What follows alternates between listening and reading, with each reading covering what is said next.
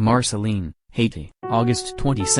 Reuters, families gathered in villages in southwestern Haiti this weekend to hold church and funeral services a week after an earthquake battered the region, killing more than 2,000 people and destroying tens of thousands of buildings. The collapse of churches in some of the worst affected towns and villages of the impoverished Caribbean nation left residents to grieve in open fields.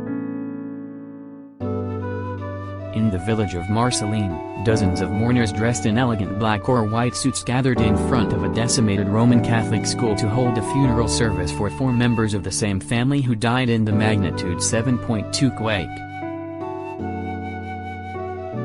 Men and women wept on Saturday over the 4 white coffins, 3 small ones for the children and 1 larger one for the family's matriarch, 90-year-old Marie Rose Morin. "I'm distraught looking at these coffins," said Edward Morin, her son. Edward was also burying his daughter, Kelly, 15, his niece Woodlangie, 10, and his nephew, Carl Handy, 4.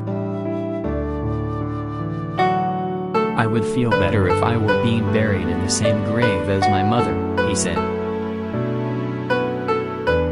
The 4-way funeral cost $1,750, a huge sum for farmers in rural parts of a nation where per capita gross domestic product is less than $1,200, according to World Bank data.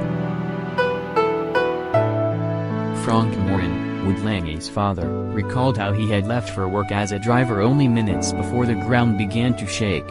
He rushed back, only to find his wife bleeding from her legs and sobbing in front of the heap that was once their home.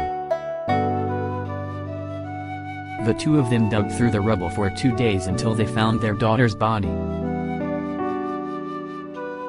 "She was loved by the whole community. She was always dancing in church," said Morin. Last Saturday's quake claimed the lives of at least 2,189 people. A total 332 people are missing, while 12,200 people were injured, authorities said. The disaster followed a devastating temblor in 2010 that killed tens of thousands of people. Recovery efforts have been impeded by flooding and damage to access roads, feeding tensions in some of the hardest-hit areas. Exasperation over delays in assistance began to boil over in recent days, with residents attacking aid trucks in several towns across the South, stirring concerns about security in the country.